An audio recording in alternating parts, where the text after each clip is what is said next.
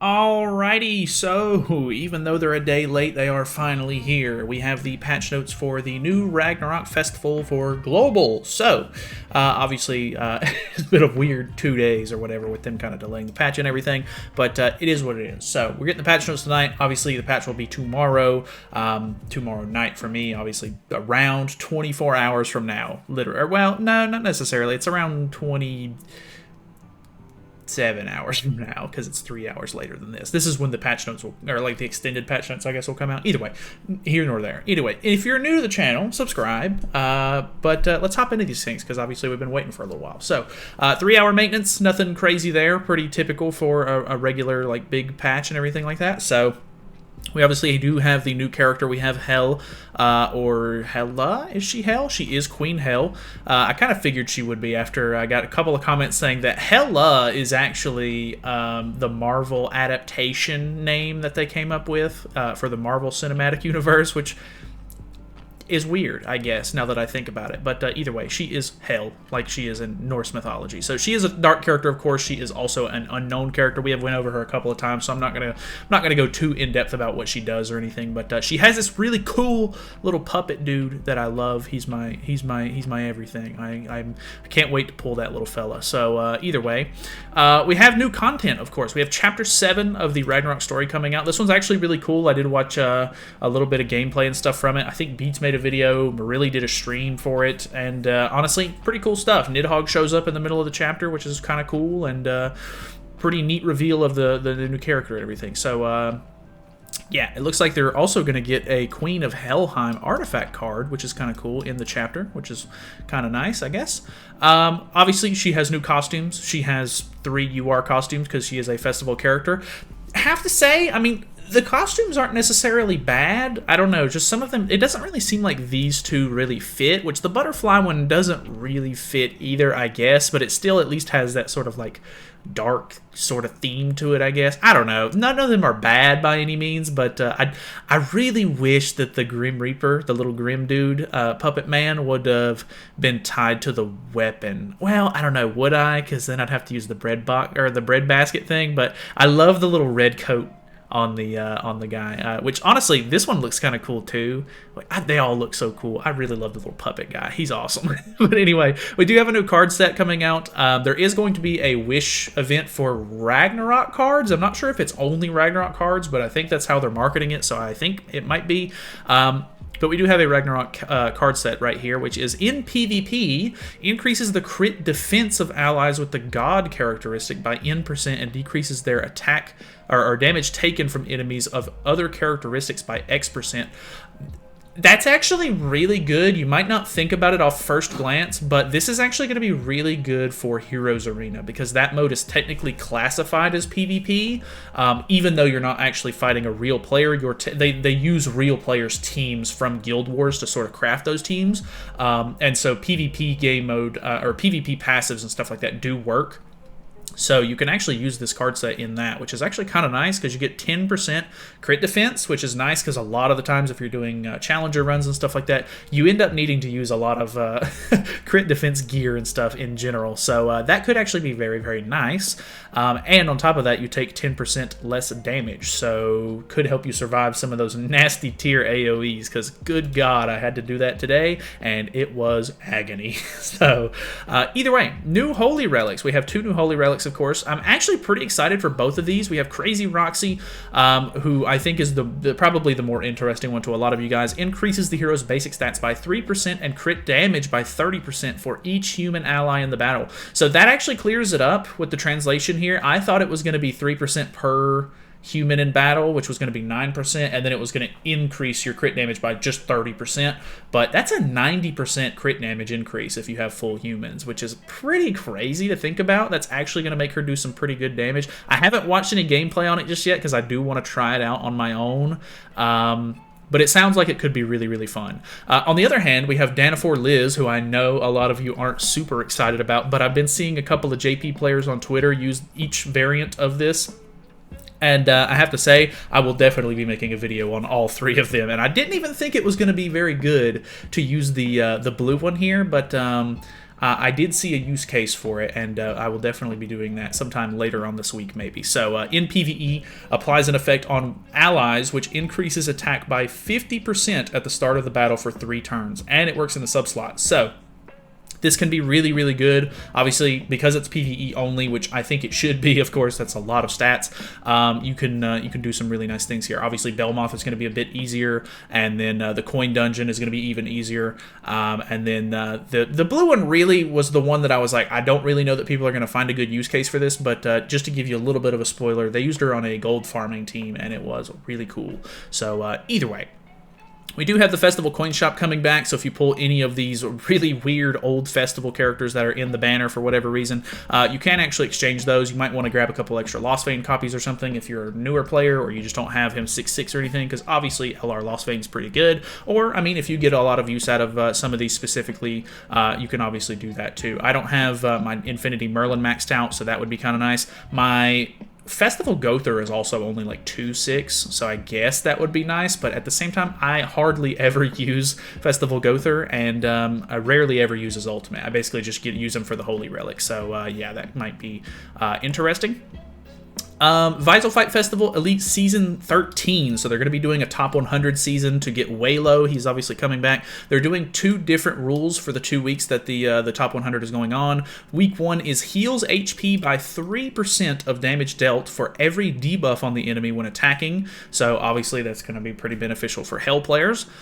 Increases basic stats by 20% when all allies in the battle have the same characteristic, which is also going to help Hell players, yeah, because they're just going to use full Ragnarok teams. So yeah, that might be interesting. I don't know. We'll see how that goes. I really want Waylo. He's such a cool character. He's really bad, but it's not worth the agony of trying to push through top 100. It's really just not.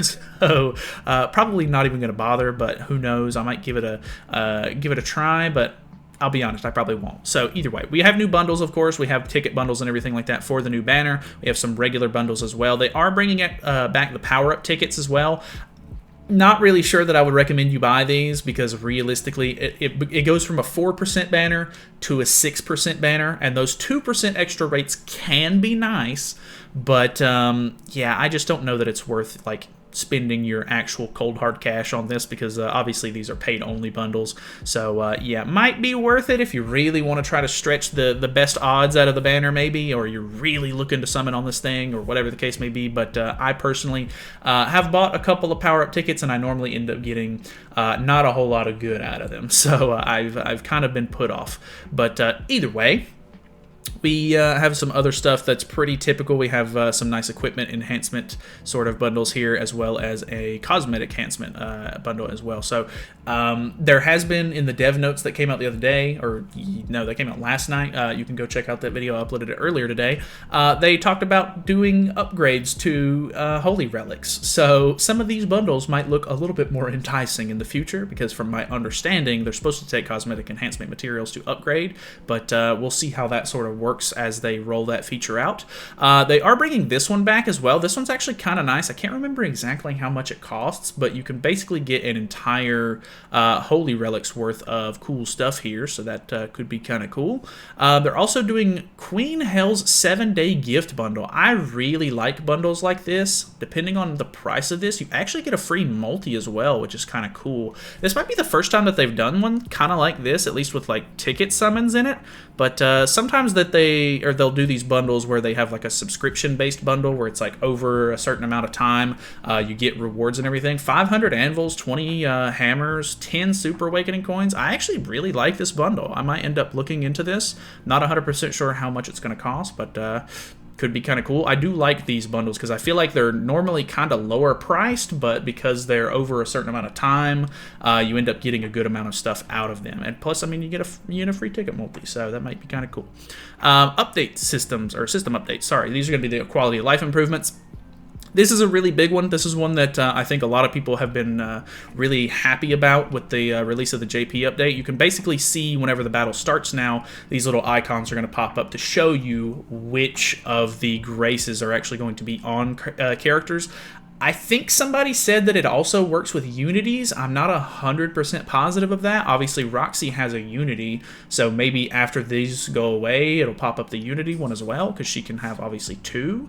But yeah, I'm not 100% sure on unities popping up. It does say unity effects are applied as well, so I assume that like once the graces go past, it'll pop up the unity one as well. But this is really, really cool because it does show like specifically, hey, this is red Tarmiel Link, this is red Sariel Link, not green Sariel or blue Tarmiel. So it'll show you specifically which characters get what. So, screenshot taking option improvements. They have also made it to where you can now toggle the names of characters and stuff, so you can take in-game screenshots a little bit nicer, which is kind of cool. I feel like the global community doesn't really take as much of advantage of this, but I do see a lot of people on the JP side post on Twitter sometimes, and they'll be like, "Oh, hey, like I got my whole guild together in the Knighthood West District, and we're all chilling out and taking screenshots of like group photos and stuff." It's really cool, like community-wise, but I don't know. I feel like the global side doesn't really do that kind of thing, so I don't know how much use people are going to actually get out of this, but kind of a neat little feature for those people who do like doing the little group photos. But either way, reward claim option improvements. From now on, players will be able to claim rewards from various game contents at once, so that's kind of nice. Underground Labyrinth achievement rewards and final boss score rewards. So basically, if you just have more than one unlocked, I'm pretty sure you're just going to click on one and it's going to grab as many as it can at one time, so that's kind of nice. Just a little quality of life there. Spin event animation improvements. Players can now skip the spin animation by pressing anywhere on the screen instead of the skip button. That's kind of nice, because honestly, having to watch that 40 times in a row is really annoying, so that'll be kind of convenient. Fight Festival message improvement. So the message notifying players that the player character has been set to the representative character in the Visel Fight Festival lobby will only appear before participating in PvP normal and elite, so it's not going to show it every time you get out of PvP now. Applied event effect message improvements. The pop-up message for applying event effects has been shortened, so okay, I'm not 100% sure which ones it's talking about, but either way. Knighthood competition improvement. So this is for Guild Wars. I don't know. I've never really played Guild Wars too much. We got into one season of Guild Wars whenever they expanded the roster for the first time, and I don't even remember it. So yeah, I don't know if you play Guild Wars. This is now changed. Players will now be able to check the hero stats before and after Essence using settings, or when setting defense teams. So now you can see how much these little things that you can buy from the guild merchant are actually improving your stuff. So that's pretty cool, I guess. Add assault team squad can now be sold. Okay, cool. Hero enhancement animation improvements. Players may now skip the hero enhancement animation midway by clicking the animation screen. Okay, so that's actually kind of nice, because if you didn't know, the only thing that you can normally do when enhancing stuff is you can hold on the screen and it'll speed the animation up, but it looks like now you'll just be able to skip it, which is honestly kind of nice. New events. We do have a check-in event right here. We're going to be getting a pretty good size of diamonds, obviously through the entirety of the festival. So I think they heard the community on like not wanting to take extra tickets for the banners, and they just want to get diamonds, so that way you can save them for future banners. So we're back to the diamonds, which honestly I think a lot of people are going to be in favor for, so that is cool. We have obviously, I think this is 250. I haven't counted them up, but feel free to correct me on that if I'm wrong. But yeah, we get a good amount there. Ragnarok Festival Special Missions. So this is also going to be a big part. The festival, or the special missions for this one, you get a free ticket multi for the Hell banner, and for the final reward actually just gives you 30 gems straight up, which is actually kind of nice. You're obviously going to grab a couple of extra sort of, regular materials here from doing the missions as well. We do have a festival spin event, so we'll obviously be able to take advantage of that new quality of life feature where we can kind of skip that animation, which is nice, which I think you could skip it before. You just had to click up on the top right for the skip button. These are all the locations where you're actually going to drop these coins. You get 30 per day, and I don't think there's anything super crazy that you're going to need to skip through this for. Like, there's no costumes or anything hidden in here this time, so you're not going to have to worry about like just trying to get like something specific and then skipping through, so that way you can get it as soon as humanly possible. You can just kind of take your time on this and just grab those free rewards as they come, which isn't anything super crazy. So you have the first reset and the fourth reset actually are going to give you 2 of the new cards for the new card set, and then it looks like you'll get some currency for the Wish event on 2 and 6, and then some SSR pendants and a full Awakening token. So nothing too crazy there. Pretty normal rewards as far as like the regular rewards go. We do have this new festival special boss event, so we're going to be fighting, I can't remember their names right now, Gyalga and Grelb. Grelb sounds like a really weird name, but either way, from my understanding, one of these characters has sort of this ultimate Escanor type passive where you really need to take care of that one first and then make sure to whittle down all of the stacks, and I think both of them die at that point. Not 100% sure, but I'm sure we'll be messing around with that. I'll try to upload a little guide for it, just so that way we have it on record and we can help people out if they need it. You can clear it up to 5 times, which is pretty normal for most of these events. I do hate when they time gate it. I'd love to be able to just get it all over with, but keeps people playing the game, I guess. But clear rewards, you get 10 diamonds at the end, which is kind of nice. You're going to get the other card pack here. You're going to get a couple of the Wish event stuff, and then SSR pendants, and then some treasure chests, which who cares really. But you can buy some of these with the silver coins. Don't do that. You always get way more than you need if you actually do the event, so don't worry about that. The event exchange shop, on the other hand, is going to have the other 2. These should be the last 2 card packs. A couple more of the artifact Wish events. You're going to get a UR pendant, which is kind of nice. 10 SA coins, and then it looks like pretty normal stuff for the rest of it, so that's honestly kind of nice. The Artifact Wish Draw event, so I'm pretty interested to see if this is just for Ragnarok cards. Card packs of time contain Ragnarok artifact cards, which could be acquired during past events. So it is going to be only Ragnarok cards, which is a little bit unfortunate because I'm pretty sure during the Demon King Festival there was a Demon King card that I think a lot of people, or maybe not a lot of people, but some people missed out on because they just didn't do the event in time, and for some reason, and it was like a 1-week event that expired and they just didn't let it continue, and so people were able to miss out on the card, which is really unfortunate. But yeah, you're going to use these little crystals, time crystals, to sort of do this whole thing, and then you basically, if you don't know how this works, you basically choose 3 cards that you want on the wish list, and then those cards are going to have a much higher chance to be pulled. Obviously, if you've been playing the whole time and you have every card, you normally just want to pick the cards with the highest rarity, so that way you get those card plates and you can upgrade your card sets a little bit easier, so that's kind of nice. It looks like you can also buy extra ones from the gold coin shop. I don't know if there's a limit on this, but if there's not, this might be a decent trade, I guess, but I'm not 100% sure if that's going to be worth it for everybody. But yeah, Ragnarok card effects, or Ragnarok artifact cards, if you need those, will be in that event. They're also bringing back this sort of buff system. I don't know what to call this as like a general thing. They always change the name for it. Now it's called Ragnarok Festival Spirits Whisper, but they've done like Goddess's Blessing and like Demon Blessing and stuff like that. Basically, they're just going to unlock different sorts of boosters that you can use during the festival events and stuff like that, and it'll last for 4 weeks, and then as the updates come out, they'll unlock new sections with new buffs depending on what new events and stuff like that hit the game. So some of them are actually really nice with like helping you have more HP or attack or different things on demonic beast battles, or farming demons give you more mats or whatever. Some of them are actually really nice boosts, so you can kind of use those to take advantage of some stuff during the actual festival period, so that's kind of nice. It looks like level 3 and level 4 are actually going to be activated after the 10.16 update, which is a normal update. It's not going to be delayed by a day or anything, so I better go ahead and check that while I can.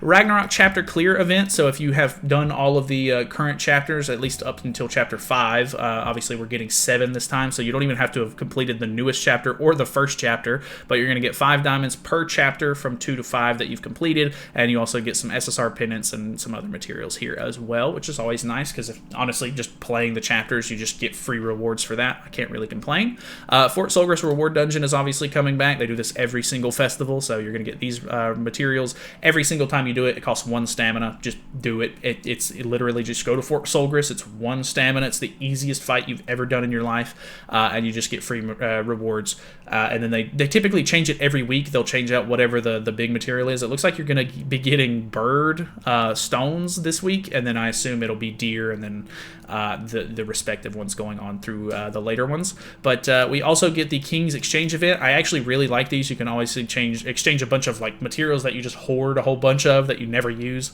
and you can just change them for, you know, nice things like anvils and hammers and stuff, which is really nice. You can get some cosmetic enhancement materials.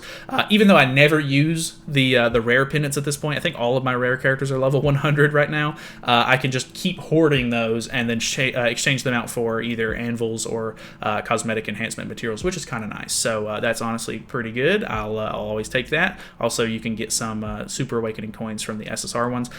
These are useless. I'm not doing this one, but either way, you can also like exchange different things. So you can exchange demon mats for other demon mats, and then you can change hammers for anvils, or you can change engraving stones for hammers, and then hammers for engraving stones, and vice versa, blah, blah, blah, which is kind of nice. We have the boosting events, which is pretty normal. They're going to be boosting all of these things right here. I'll leave it on the screen for a second so you guys can pause and look at it if you want to. We're not going to read over these because they basically do the same thing every single time. They're also doing the discount for engraving, so now 50% discount on engraving stuff, and then the free unengraving. So if you have gear that you want to unengrave and maybe give it to someone else, if it's a character you don't use a whole lot or whatever, you can unengrave it now for 0 gold. You don't have to pay that 1,000,000 gold tax, which is kind of nice. They're also making it to where they're increasing the amount of ads that you can watch in the game. Obviously, that's all optional, but you can get extra rewards and stuff. So instead of 3 Fort Solgris roulette attempts, you can now do 5, and then you can do 2 free draws a day, which is just a single draw on the regular SSR banner, or the regular banner that's always in the game. But who knows? Maybe you can get lucky, pull an SSR, which is, you know, maybe you'll need it. Maybe you can use it as a Super Awakening coin. Who knows? We're obviously getting a new battle event. We get one every single week, but sometimes we get 2. But we have a Grimnir-based one, which is kind of cool. They are adding these 3 characters to the respective tickets, which is crazy considering some of these characters are pretty old. Elaine, surprisingly, being the newest one, and we still have no word on when Demon Chandler or Demon Cusack are going to hit any tickets, which is really stupid. So you can now either summon on the 7 Deadly Sins draw for these 2, use an SSR ticket, or you can use the race draw either 1 or 2 ticket here. I don't know, it doesn't say. I can't remember which ones are which, but these 2 characters got added to their respective tickets, which luckily are the same one. Do have a couple things here. The 7 Deadly Sins and Attack on Titan collab Holy Relic materials are being removed after this update, so if you have not used those boxes in your inventory for the characters, maybe you don't have the characters, make sure that you look and see if there's any old collab characters that you might be able to use them on, because they don't have to just be used for the Attack on Titan collab characters. You can use them on any collab character if you've missed that Holy Relic or something like that. So make sure you use these because they're getting deleted. And then next up we have the Heroes Arena Season 3 special and seasonal hero change. Obviously Elaine was the 2-week banner before this while the new season started, and the special hero buff is now going to be moved over to Queen Hel, whereas I think the seasonal buff is still going to be on Elaine, so she's going to have a 10% all stats increase, whereas now Hel will take the special hero buff, so she's going to have a 20% overall because she gets the special and seasonal buff. I think that's how that works. I don't know, this new season's a little bit odd, but either way, that is the entirety of the patch notes. I know it was a little lengthy, and hopefully if you made it all the way to the end, it was informative and helpful. But if you did and you're not subscribed, feel free to. We're going to be doing live summons tomorrow night whenever the banner drops, and it should be a fun time. We're going to make sure that we summon for the character. We'll try her out on stream and everything. We'll probably do like a free-to-play showcase because I normally try not to buy cosmetics or anything during stream. But either way, should be a fun time. We're obviously going to mess around with some of the new stuff. We might even make some of the Holy Relics, mess around with some of the events. Depends on how long I want to stay up, because it's going to be like 12 a.m. my time whenever it starts. So either way, hopefully you guys have a good time. Good night. See you tomorrow. Best of luck on your summons if you're planning on it. So yeah, see you then.